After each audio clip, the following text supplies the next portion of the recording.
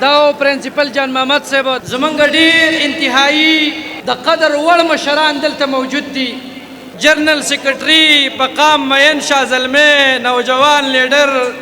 جناب نادر خان صاحب ته خاص کومه چې د ضلع چارسدي او د پوره تنظیم د اړخه د راغلو میلمنو ستړي مه شئ او ښه راغلاست او شکریه ادا کړي. د اورکزۍ نه واله د شانګلا پورې چې څونه زما رونه راغلي دي نو که ټول یادومه نو ډېر زیات ټیم پې لګي ورته بار بار ابوي بشره تاسو ټیم کم والی. دې کې ډېر ښکلي زمونږ درانه مشران ډېر ښکلي شاه زلمي او دې کې ډېر داسې ادیبان شاعران راغلي دي. پردن یادول راته ډېر ګران دي. د ټولو شکریه ادا کوم. خو دلته ملګري څه ګیلې شکوې یو سوال درته کوم. دا مې خپل د عثمان خیل کلتوري ماښام موږ د خوشحالۍ دپاره را جوړ کړی دی او چې ډېر دی کې مطلب 500 کسان دي. خو پردن د خبرې قابل دی د ښکلا قابل دی. خو که داسې هر یو له ورکړو زما په خیال چې دا پروګرام به 15 ورځې چې کوم دی ختم نه شي. نو که کم مشرانو ته یا کم زموږ وروڼو ته د تقریر دپاره ټیم میلاو نه شو نو زه دې په خپله باندې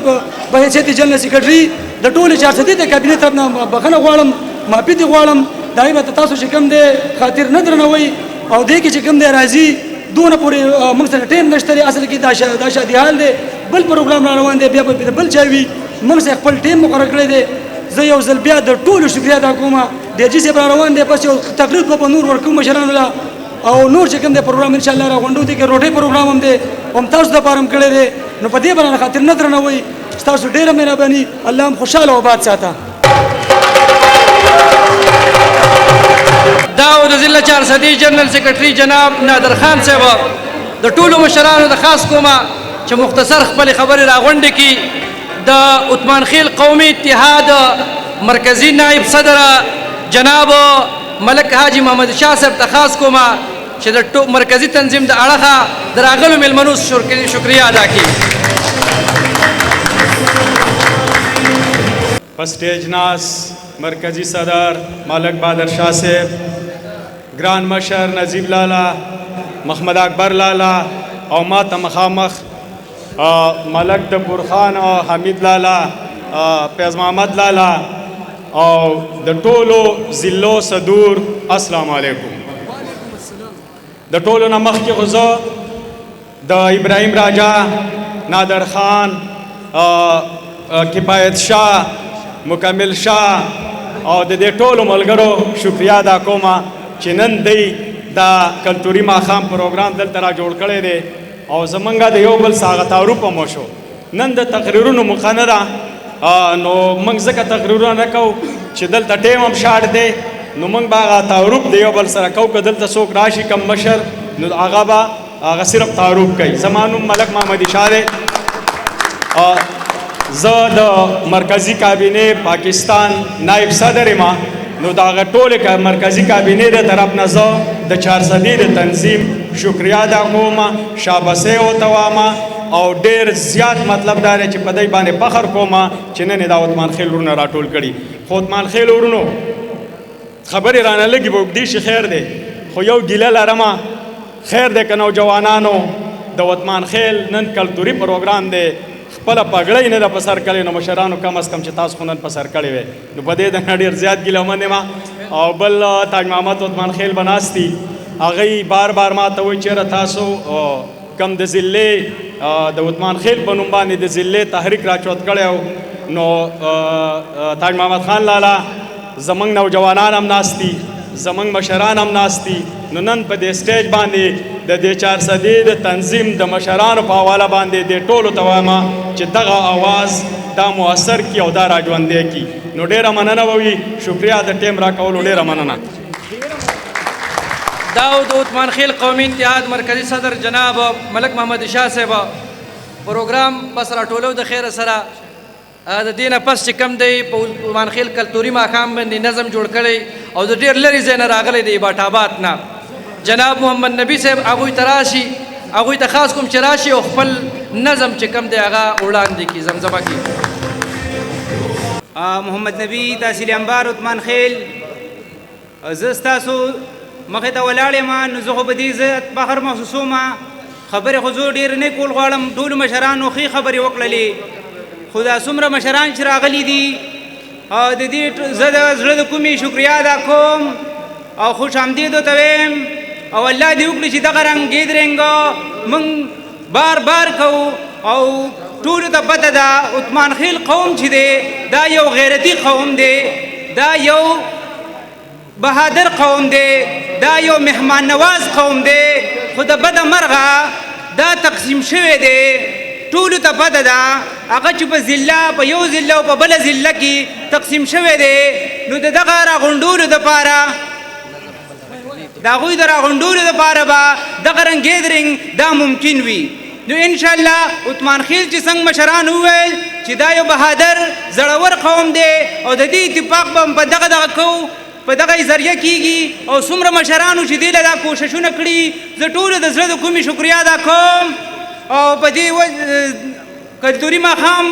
باندې ما یو نظم لیکلی دی نو زه تاسو ته ډاډې کوم که ستاسو خوښه وي وایي کلتوري ماښام شو فضا ډکه له رنګونو کلتوري ماښام شو فضا ډکه له رنګونو د رباب ساز د غرونو راښکته شو په زړه کې د خوږو یادونو شرنګ شو او بل بندې وایي شملي جګې سترګې روڼې شملي جګې سترګې روڼې او اتن دی روان دی زلمي سره یو صف کې عثمان خیل ځوانان د غرونو غرور عثمان خیل ځوانان د غرونو غرور د خپل دودونو په شان لوړ سب کې او رباب جاړې خدا جړه نه ده رباب جاړې خدا جړه نه ده رباب جاړې خدا جړه خوږه ده لکه د مور دعا لکه د بابا خبرې او چې وای کلتور وساته ژبه وساته ننګ وساته او وای چې کلتور وساته ژبه وساته ننګ وساته او په جرګه کې ناست دی عثمان خیل سپینګري او په جرګه کې ناست دی عثمان خیل سپینګري د سولې اتفاق او حق خبرې کوي په جرګه کې ناست دی عثمان خیل سپینګري د سولې حق او اتفاق خبرې کوي او ځوانان د خپل تاریخ نه الهام اخلي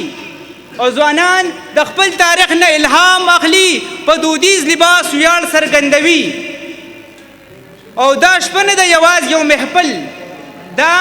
شپه نه ده یوازې یو محفل دا د عثمان خیل د روح ننداره ده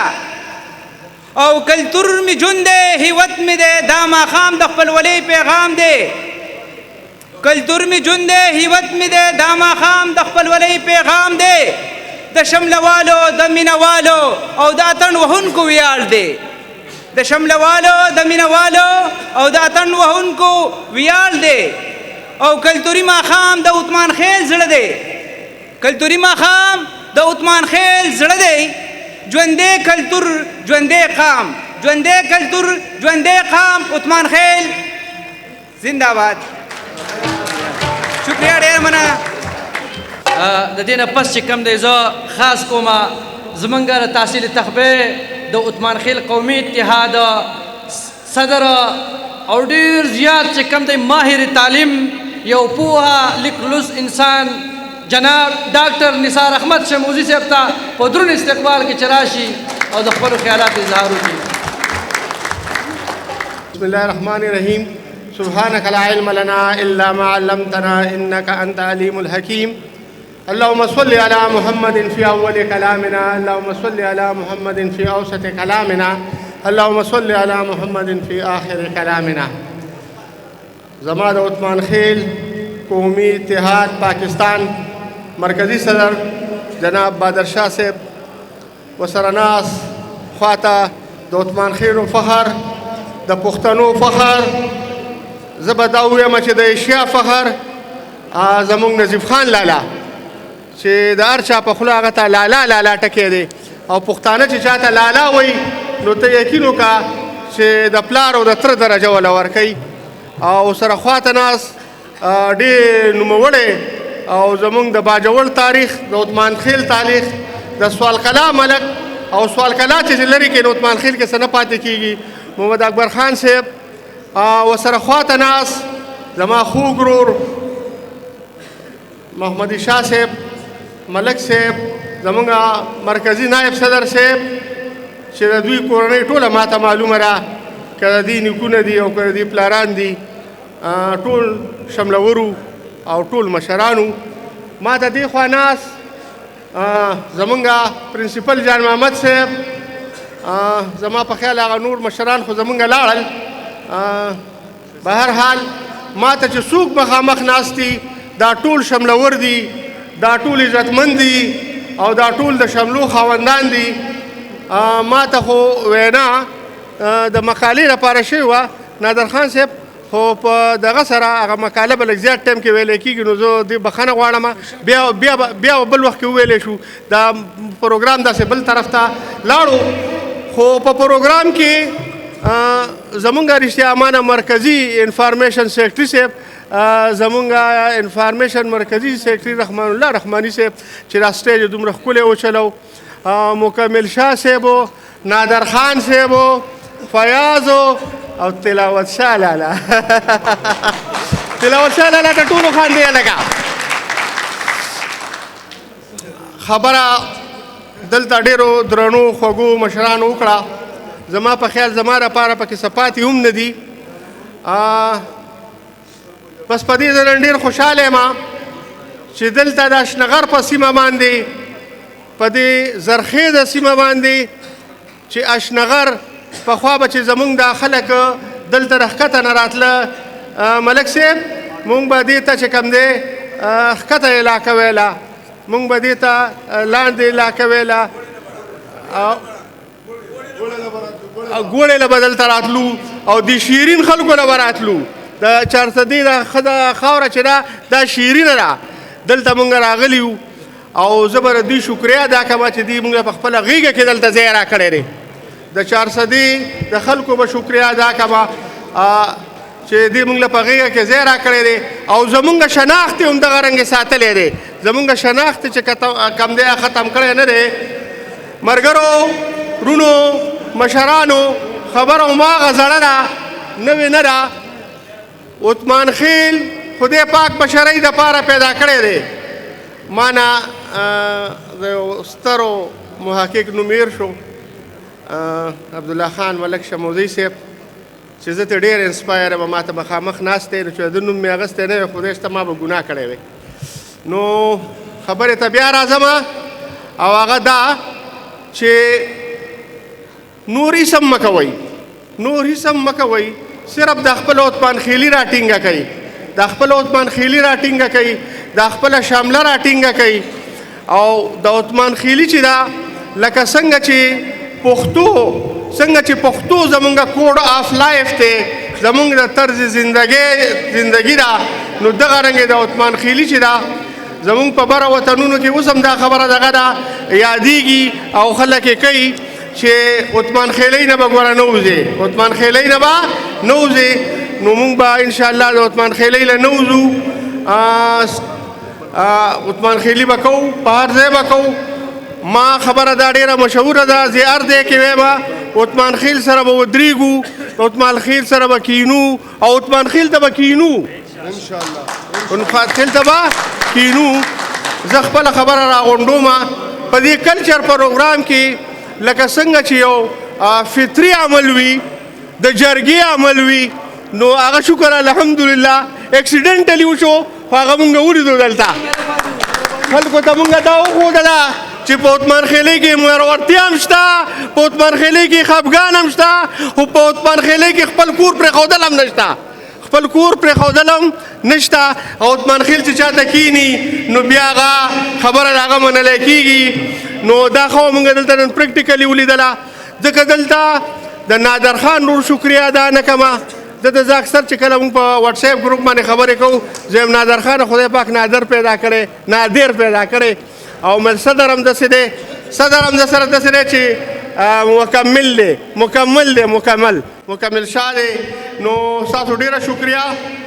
ډېره مهرباني چې دا ملګري مو راغونډ کړل او دلته هم د یو بل سره تعارف وشو. انشاءالله نادر خان وایي کومه مقاله چې ما لیکلې وه نه به چېرته په بل پروګرام باندې وشي. او دې ځای کې که زه د جناب ډاکټر فصیح صاحب، جناب ډاکټر فصیح الدین اشرف صاحب نوم وانخلم، نو ډېر زیاتې به وکړم. دا نن چې مونږ صحیح نو نو دا هغه مونږ راټول کړي یو دا د هغه ستړي دي دا د هغه کوششونه دي او دا د هغه محنت دی زه به دې نه یو اواز ورکوم عثمان خیل قوم عثمان خیل قوم عثمان خیل 400 عثمان خیل 400 عثمان خیل لروبر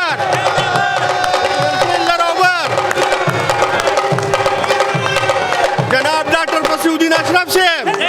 سوال کلام ملک صاحب نجیب خان لالا بادر شاہ صاحب فیاض صاحب تلاوت خان صاحب تخبئی عثمان خیل تنظیم دینه پس زمونږ ډیر زیات ستر لیکوال زلینده لیکوال چې کم په باجوړ په تاریخ باندې هم د هغوی مقاله یعنی تاریخي کتاب او د دین علاوه ورورکې هغه په هغې په نوم چاپ دی یو د داسې سړي نوسی دی چې کم سرګن بابا یادېږي په باجوړ کې او بل ورځ د هغه چې کومه ډګري وه هغه هم مکمل شوله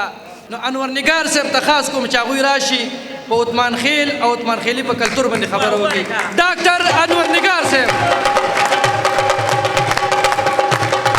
شیرو کوم په نامه د خالق کائنات چې مونږ یې پښتانه پیدا کړي یو او درود او سلام په هغه پیغمبر باندې چې د خپلې خړې پړې مکې نه ښېرازه مدینې ته تو نو بیا یې په خپله خړه پړه مکه پسې جاړل زما ته چې کوم عنوان راکړی شوی و هغه و چې کلتور او عثمان خیلي منګه دا دلته بار بار ذکر وشو یاره من له عثمان خیلي پکار ده نو موږ له لږ دام پېژندل پکار چې د عثمان خیلي دی څه شي یا موږ ته دلته دا وایو چې یار دلته موږ له کلتوري ورځ مانځو نو لږ به سرسري موږ په دې باندې ځان پوهه کوو چې دا کلتور دی څه شي جان محمد صاحب خبره وکړله چې په خپل تاریخ باندې لږ ډېر کتابي کار پکار دی نو لږ ډېر تاریخ په حوالې سره کار پکار دی نو ما چې زما کوم 15 کتابونه چاپ دي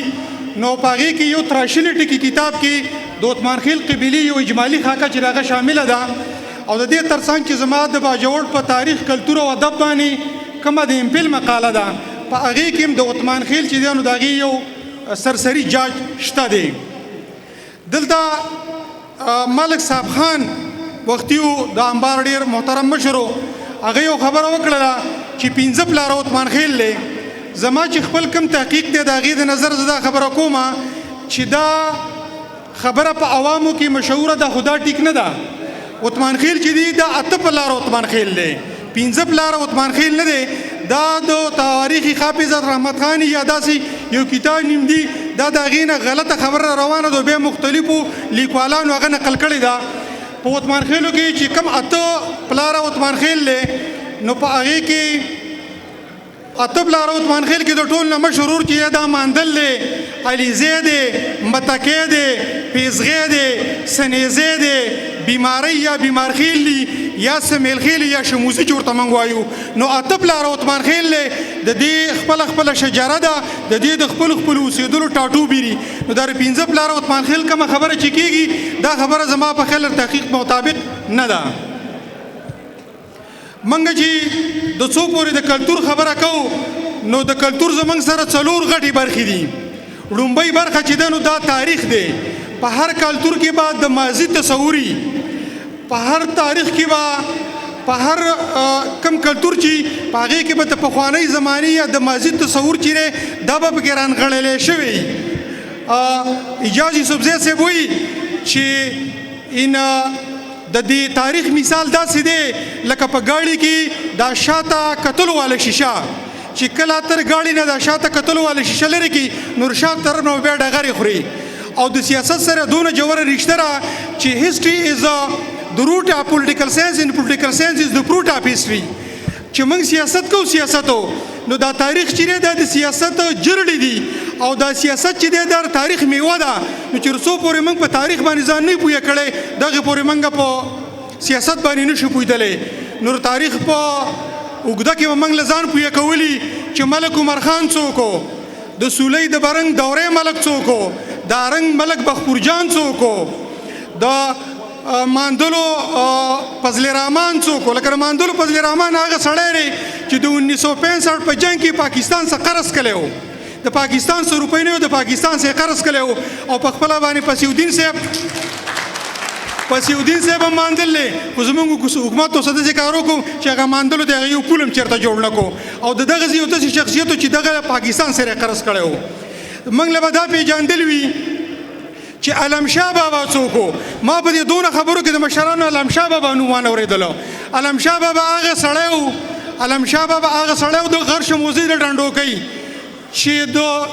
دنیا کې له عین نو خو 3.5 کاله مخکې هغه د عثمان خیلي خدوخال جوړ کړي. 3.5 کاله مخکې چې چېرته عین جانه پیژاندو خو علمشاه بابا په غرش موزي کې چې دی نو هغه د عثمان خیلي خدوخال وضع کړي وو. نو موږ به د خپل تاریخ سره په دې طریقه باندې ځان تړو. زه کله کله ملګرو ته خبره کوم چې په ارنګ کې د علامه اقبال په نوم باندې سکول دی، د قاضي اعظم په نوم باندې سکول دی، په غرش موزي کې رغال ازالي په نوم باندې دی. نور د خپل بابا د علمشاه بابا په نوم باندې سکول باندې مولې نشته لري. عبدالمجید افغاني زمونږ د بتایي محمدي شاه جي صاحب ناست دی، د ده نږدې عزیز دی. هغه سړی دی چې په 1913 کې پروفیسر و، په د بتایي علیزي په 1913 کې هغه په ایډورډ کالج کې پروفیسر و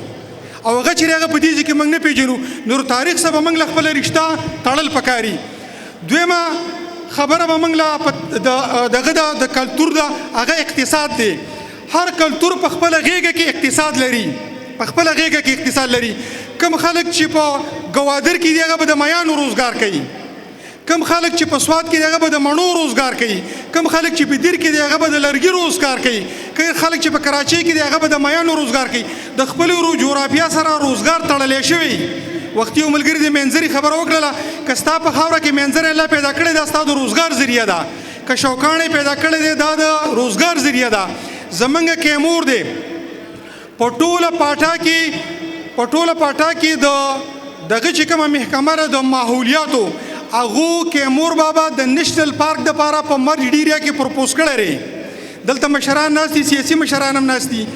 کیمور چې دی دا د نیشنل پارک دپاره پروپوز کړی دی خو اوس په هغې پسې منډه تړلواله پکار دي. که موږ یو نیشنل پارک وګرځاو کیمور 400-500 ډایرکټ نوکرۍ چې دا به عثمان خیل ته په دغه لنډه علاقه کې راشي. د دې سره زمونږ سیرې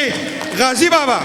تاسو ګوره خلکو په علاقه کې یو پیر د دنیا خلکو ته راماتي. غازي بابا په تواریخ حافظ رحمت خانی کې داسې په لساتو کتابونو کې تاسو ګورئ چې غازي بابا ته ویل شوي دي چې دا د حضرت د نوح علیه السلام په نیکونو کې دی، دا د الیاس علیه السلام په اولاد کې دی، د خپل متوشل علیه السلام د نوم دی. دا په ارنګ کې ښخ دی. هغه زموږ نه څوک نه پېژني چې یو څو کسان سیلګر وله راشي، کنې که بل قام وي او د هغې په ځای کې پیغمبر ښخ وي دغلته ورته بازار جوړ وي او د ټولو دنیا نه به وله خلک راتللی. په دې حوالې سره مطلب مې خبرې نه ده چې دا اقتصاد په دې خاوره کې اخکلی شوی دی، خو دا موږ له راښکاره کول پکار دي. معدنیات دي، معدنیاتو په ترغاو کې په ټول عثمان خیل کې معدنیات دي. په هغې حوالې سره به عثمان خیل له کوټلې پالیسي پکاري چې د هغې کوم کوچ دی هغه د خلکو ته راورسېږي. دریم چې په دغه کې کومه هم توکي په کلتور کې نو هغه زیبا هنري زیبا ښکلیوالی. ګوره موږ ډېر غریبانانو، زمونږ به په کوټو کې دا تور لرګي وو خو زمونږ زنانو به پې دا شوکاڼې لګاوو. دا زمونږ زیبا هنر زمونږ د ښکلا څه مینه وه. زمونږ په ښکارو کې موږ به چې کم کټ څادرې وهغې ته موږ ګلونه کول، موږ به په دې خپلو رومیلونو باندې ګلونه کول. زمونږ دې کمال ته وګوره د ټولو پښتنو په ټولو دنیا کې دا زمونږ ریکارډ دی چې هیڅوک په دنیا کې پرتوغاښ ته زونډي نه کوي. خو موږ پښتانه په جمالیاتو دونه مینې چې موږ کم پرتوغاښ پټ دی هغې ته موږ زونډي کول. نو زموږ په کلتور کې د جمالیاتو سره مینه چې دا انتهایي ډېره ژوره ده. نو زموږ کلتور جمالیات هم ډېر لري. بل د کلتور چې اهم اړخ کوي هغه لارې چارې. د پښتني کلتور یا چې ورته موږ پښتونولي وایو، پروفیسر حمید خان صاحب ناست دی، نظیب خان لالا هم ناست دی. د هغې 15 غټې لارې چارې دي. 15 لکه مطلب جرګه، بدرګه، ننواتي، تیږه، ننګ، جلبو، میلمستیا، اشر، برمتا، ولجا، ناغه، پانا وغیره 15 دي. لکه اوس دا خلک وایي که نه اوس کو دا دغه راته دی ډي جي صاحب د ده سبا اسکاټ را روانې اسکاټو نو موږ وایي دا بدرګه ده. دا بدرګه زموږ سره په زرګونو کاله پخوا نه را روانه ده.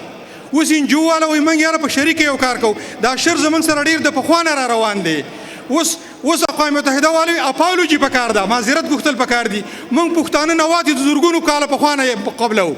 نو زمونږ دا پښتونولي چې ده یا زمونږ عثمان خیلي چې ده نو دا چې دا زمونږ سره زورګونو کاله زوړ آیین دی زمونږ نه خلکو زده کړي کړي لکه د یو کې په آیین کې دا خبره ده چې قومي ولسي لاره به هغه لاره یو چې کوم خلک وایي چې بس د پخوانه پې خلک راځي موږ نه یاد شي زمونږ په عثمان خیلو کې هم دا هغه ولسي لارې چې د پخوانه پې خلک چلیږي نو دا خبرې زمونږ نه ګوره خلکو اخیستې دي خو افسوس خبره دا ده چې نه موږ خپلې کړي دي نه م خوندي کړي دي او نه م عملي کړي دي خبرې رانه ډېرې اوږدېږي خو زه عثمان خیلۍ له راځم یو دوه درې خبرې په عثمان خیلۍ باندې کوم په پښتونخوا کې دوه غټ نرخونه دي دوه غټ نرخونه یو جنوبي پښتونخوا ده هغې ته وزیر نرخ وایي یو شمالي پښتونخوا ده هغې ته مومن نرخ وایي دغه شانته په دې ننګرهار کې په پکتیا کې په لوګر کې په دې ځایونو کې د احمدزیو چې دی نو خپل دغه نرخونه دي زما د خبرې نه مطلب دا دی چې دا پښتونولي په غټه سطحه باندې یوه ده خو بیا پکې د هر یو قام د ځان دپاره واړه نرخونه یو ته په انګریزي کې موږ رولز ریګولیشن ویلي وو د هغه رول ریګولیشن د عثمان خیل ورته یو څو مخې ته راوړم زما په کتابو باجوړ تاریخ کلتور او ادب کې د هغې مختصر دغه شته علمشاه بابا وایي د دې لپاره زه د شیر محمد لالا زه مشکور یم چې هغه په خپله ډایرۍ کې د دې عثمان خیلۍ مختلف دپا چیرې دا خوندي ساتلي دي او موږ له هم پکې راکړي دي دغه وایي د علمشاه بابا ما ډېر کوشش وکړو خو شپه مې ورځ نه کړه لکه عثمان خیل به د شپې مړه د شپې ګوري دا خبره هغه 350 کاله مخکې کړې ده قاتل او تور شوی به 3 ورځې ساتلی شي اوس خلک لګیا دی که نه سړی مړی وکړي بیا یې ساتي ځان سه یا تور شوی ساتي د علمشاه بابا عثمان خیلي کې دي د 3 ورځو نه تور شوی یا قاتل ته سیوا نه شي ساتلی هغه بیا د غزینه وباسي په عثمان خیلي کې دا خبره ده چې کله توره وشي د هغې سبا مودی وجنې څه به اوس نه کې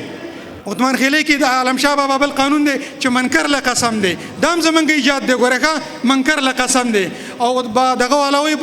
ترغه والا برنګ والا وایي سیامینه چې خوري نه وایي قسم به خوري هلته لانجې ډېرې دي که نو دا متل پکې مشهور دی ګوره یو دوه خبرې درته کوم د خبرو اوس راغونډومه زمونږ عثمان خیلۍ کې تفصیلاتو ته وګورئ علمشاه بابا وایي چې کو د یو چا غویي وال کول د غره ته ولېږه او د چا غوی راواچول یې غویي راواچول نو تاوان به ورکوي څونه اهمه وړه خبره ده خو هغې ځای کړې ده دا خبره یې ګوره ځای کړې که د چا بانګي وال کول بانګي علمشاه بابا وایي 350 کاله مخکې دا خبره کړې د حفاظت ته وګوره د انسانانو که د چا بانګي وال کول او د ماشوم نه سترګه وچوله د هغې تاوان به ورکوي د بانګي غم هم کړی دی په عثمان خیلۍ کې چې هره خلک به څنګه په حفاظت کې کې د نورو قومونو ته وګوره یو خان را لګېدلی دی او په خپل غر باندې قبضه کړې ده خو علمشاه بابا وایي چې په غر کې که خزانه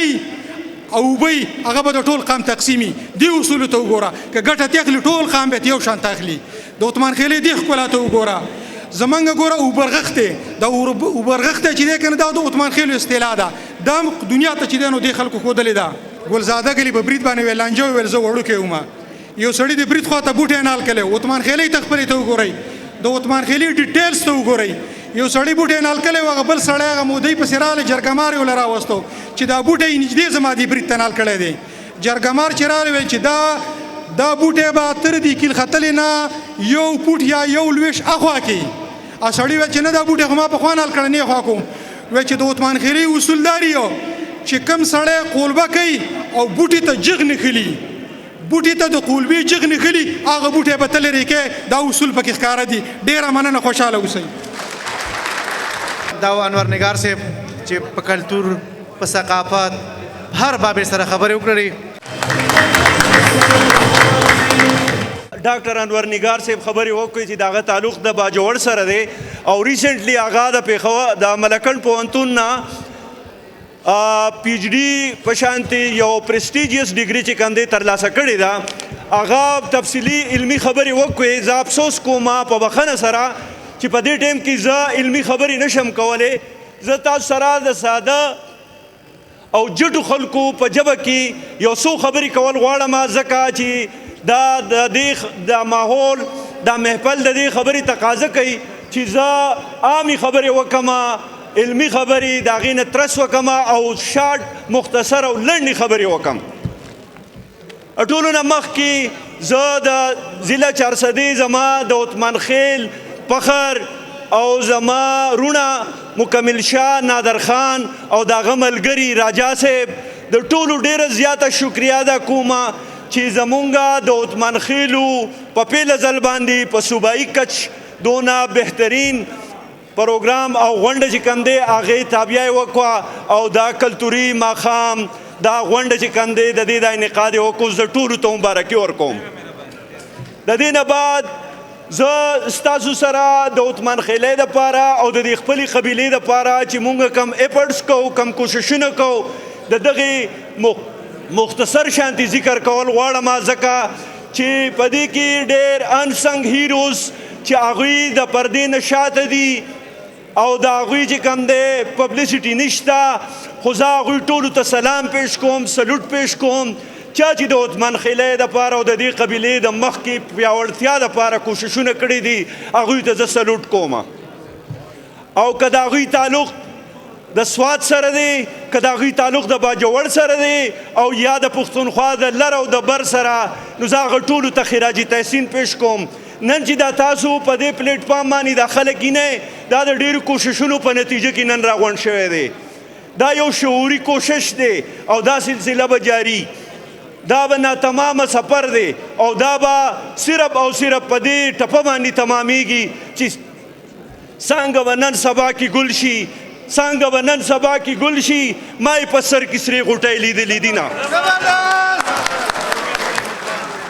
زه ستاسو زمونږ د ټولو فخر د 14مې پیړۍ د عثمان خیلو رهبر ملک شیخ عطاالله بابا چې د هغه مزار د یوسفزو د قامي اتل ملک احمد خان سره په خوا کې دفن دی مونږه په هغې باندې یو یادګار شروع کړی دی او هغه د 2 یا لکو روپو په لګښت باندې هغه یادګار جوړیږي چې په هغې کې لایبرري ده په هغې کې انتظارګاه ده او په هغې کې د هغه قبر دی او د هغې نه علاوه هر ژوندي قامونه څنګه چې تاسو د کلتور خبرې وکړئ نو هر کلتور کې مشاهیر او د هغوی یادګارونه جوړول دا سیمبل وي سیمبل دغه سیمبل دا چې کوم دی مونږه واحد په دې زمانه کې د ملک شیخ عطا بابا یادګار دی چې مونږه څنګه چې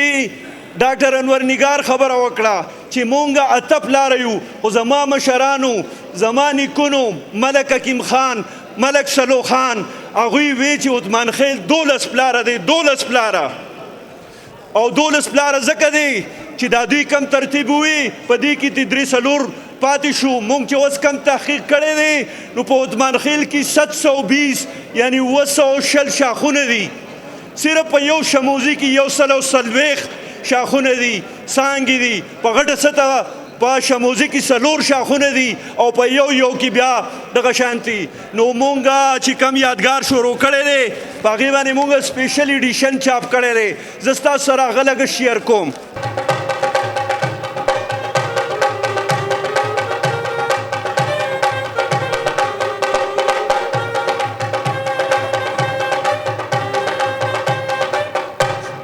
زمونږ علمیم دا ده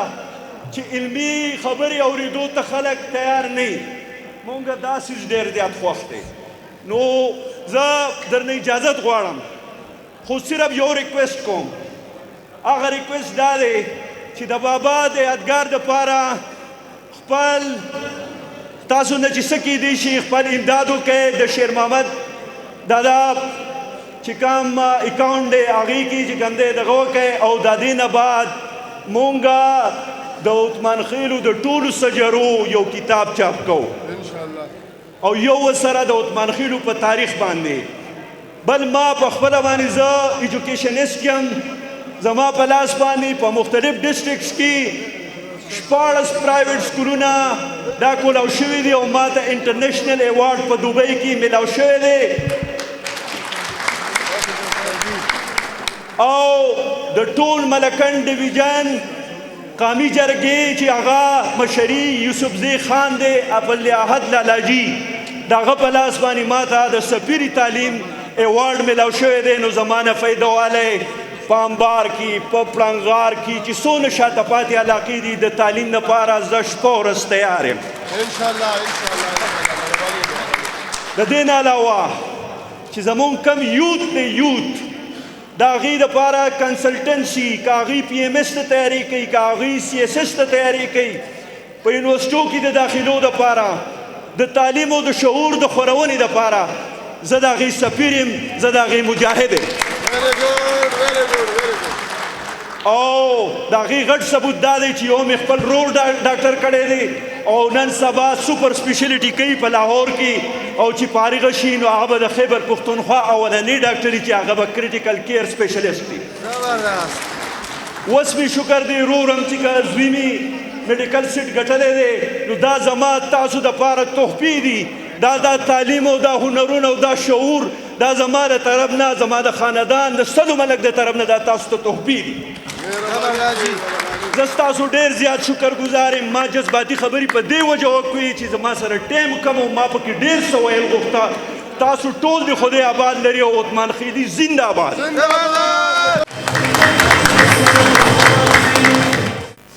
مرکزی صدر جناب حاجی ملک بهادر شاه صاحب ته خاص کومه چې خپلې خبرې هغه زموږ مرکزی مشر یم دی صدر یم دی رهبر یم دی خو لیکن وخت مختصر دی چې مختصر خپلې خبرې راټولې کړي مرکزی صدر جناب ملک حاجی بهادر شاه صاحب رب اشرح لي صدري ويسر لي امري واحلل عقدة من لساني يفقهوا قولي بسم الله الرحمن الرحيم عزیزانو د ټولو نه اول زه تاسو ته سلام پیش کوم او اول خبره دا کوم چې اتحاد او د مخلوق خدا خدمت وکړي بس زمون قابل صد احترام د عثمان خیل پښتون اتحاد سرپرست اعلی ډاکټر فصیح الدین صاحب خو لا را رسېدلی نه دی خو چونکې را روان دی د مختلف اضلاع نه راغلي د عثمان خیل قوم مشران کشران او عزیزانو او تمام شرکای جرګه ټولو ته سلام پیش کوم جی عزیزانو نن مونږ دلته د ډاکټر فصیح الدین د هغه کوششونو په وجه باندې راغونډي چې هغو دا کوشش و چې عثمان خیل قوم دم یو پلیټفارم ته راشي او دوی نه دم یو قوم جوړ شي نو نن موږ د عثمان خیل جرګې رورولۍ کلتور رسم و رواج د پاره راغونډو عثمان خیلي رورولي اتفاق غواړو ساتھ ساتھ زما بحثیت زمونږ مرګرو چې کوم تقریرونه وکړه د قوم هم دغه ډیمانډو خو زما د سټیټ نه د عثمان خیل قوم په باره کې به څه مطالبات دي چې دا زه د 45 لاک قوم په نمایندګۍ باندې وایم او هغه نمایندګي چې په کوم سټیټ کې د عثمان خیل قوم قربانۍ موجود دي ځکه د دوی نه ګیله کوم چې د پاکستان په ازادۍ کې په کشمیر کې د عثمان خیل قوم یو روښانه خدمات دي خو د هغې باوجود هم زمونږ ته سټیټ هغه مقام نه دی راکړی چې هغه مونږ ته پکار و عزیزانو د ټولو نه اول امن د ټولو نه اول امن غواړو د امن دپاره چې زمونږ مشرانو ځوانانو پولیس جوانانو د فورس جوانانو کم شهادتونه ورکړي دي هغې ته په هغې باندې د خراج تحسین پیش کوو عزیزانو یو خبره یاد لرئ عثمان خیل قوم د پاکستان دپاره په دې سلسله کې عرض دا دی که پاکستانی نو موږ به ټول یو نو د پاکستان خدمت په هر محاذ باندې د دې ملک وکړي ساتھ ساتھ د حکومت نه زما دا مطالبه ده د سټیټ نه چې تعلیم زمونږ د سرپرست اعلی ډاکټر فصیح الدین صاحب وینا ده پوهه رڼا ده تعلیم حاصل کړئ موږ د حکومت نه غوښتنه کوو چې عثمان خیل قوم په غرونو کې آباد دی دلته نه زموږ سره میډیکل کالج شته نه انجینیرینګ کالج شته نو موږ د صوبایي حکومت نه او د وفاقي حکومت نه دا مطالبه کوو چې د عثمان خیل قوم چې 45 لاک آبادۍ باندې مشتمل دی دې کې میډیکل کالج انجینیرینګ کالج شامل کا د دې موجوده جرګې په نمایندګۍ باندې او د ټولو عثمان خیل قوم د طرف نه فصیح الدین صاحب ته حال ته په راتللو باندې هرکلی او ستړي مشي وایم عزیزانو زمون خبره شروع وا امن په باره کې خبره وشوه تعلیم په باره کې خبره وشوه دریم خبره زمونږ اهم خبره دا زه د سټیټ نه د عثمان خیل قوم په نمایندګۍ باندې مطالبه کوم عثمان خیل قوم په ملکن لویر دیر باجوړ مومن کې په غریزه علاقه کې آباد دي نو مونږه حکومت نه مطالبه کوو چې هلته زمونږ سره هسپتالونه نشته تاسو مهرباني وکړئ مونږ ته هلته میډیکل کالج انجینیرینګ کالج او هسپتالونه راکړئ عزیزانو د ټولو نه اهم خبره هغه انفراسټرکچر دی عثمان خیل قوم غرونو کې ډېر آباد دی دلته امدورف ډېر کم کیږي د باجوړ ښار نه براسته کوی سر برنګ سیلې پټې درګۍ سوات موټروې سره دی داسې زمونږ یو غټه ستونزه د مومن ډیم په باره کې ده مومن ډیم دا مراعات او رایلټي دی د ځمکې په تناسب باندې ورکړلی شي چې هغې کې 94% په سلو کې شپږ کم سل دا رقبه د عثمان خیل قوم ده نو دغه شان د مومن ډیم رایلټي دی یو په دوه کړی شي عزیزانو زموږ سره یو بل خداداد شی دی چې هغه ماینز اینډ منرل دي عثمان خیل په خپلو وسایلو باندې په خپله حقدار دی د عثمان خیل قوم ماینز اینډ منرل په چور ګیټ باندې نورو خلکو ته الاټ کیږي زما مطالبه دا ده چې د عثمان خیل قوم کم ماینز اینډ منرل دي دا د دغه قوم په مشوره باندې د ځمکې د مالکانو په خوښه باندې په قوم کې د هغې لیز او NOC ګرانټ شي ځکه چې په موږ باندې زموږ مخکې ملګري خبره وکړه چې زموږ نه دا ځمکه څوک پټه نه کړي زه د اورسیز پاکستاني باره کې خبره کومه موږ دغه خلکو ډېر مشکور یو چې هغه د ملک نه بهر هم د هغه خلکو خدمت کوي په عمل کې خدمت کوي د هغې مونږه هغو ته د دې سټیج نه زموږ ریکویسټ دی چې تاسو هم د دغه خلکو خدمت وکړئ دا کوم ځای کې چې تاسو یې د دغه خلکو خدمت وکړئ عزیزانو د ټولو نه اهم شی جرګه ده تمام مسائل د جرګو په ذریعه حل کیږي تاسو مهرباني وکړئ خپل قومي مسائل په خپلو اجرو جماعتونو کې د قومي مشرانو په ذریعه باندې په افهام و تفهیم باندې حل کوي زمونږه نن سبا چې کومه غټه ایشو ده نو چونکې عثمان خیل قوم د افغانستان پورې دی دا د بلوچستان پورې دی او زیات عثمان خیل قوم په پاټا او په د پاټا ایجنسو کې زړو ایجنسو کې دی نو د هغې په باره کې زما عرض دا دی چې د پاکستان او افغانستان تنازع دی د قبایلي مشرانو په ذریعه باندې په جرګه حل کړی شي ځکه چې جنگ د مسلو حل نه دی دې نه وروسته حال یا اپریشن کې چې څومره ځوانان شهیدان شوي دي د هغو بچو باندې تعلیم وکړی شي هغو ته د رهایش ورکړی شي او د هغو ته د وظیفې ورکړی شي فصیح الدین صاحب ناست دی زه د ده په مخ کې مریکز کوم چې د خیبر پښتونخوا پولیس ته د پنجاب مراعات ورکړی شي زما خیال دی چې فصیح الدین صاحب په کې د کومه پورې څومره منډه کړي خو زما د سټیټ نه د عرض دی چې د پنجاب پولیس یو تنخواه اخلي او د خیبر پښتونخوا پولیس بله تنخواه اخلي دا د ظلم هغه انتها ده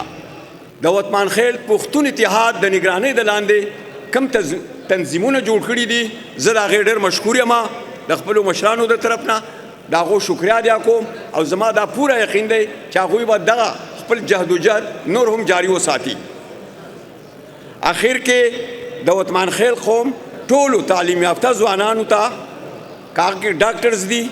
انجینیرز دي وکلا دي او د هر طبقه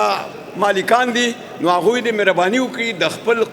نوم سره د عثمان خیل لیکي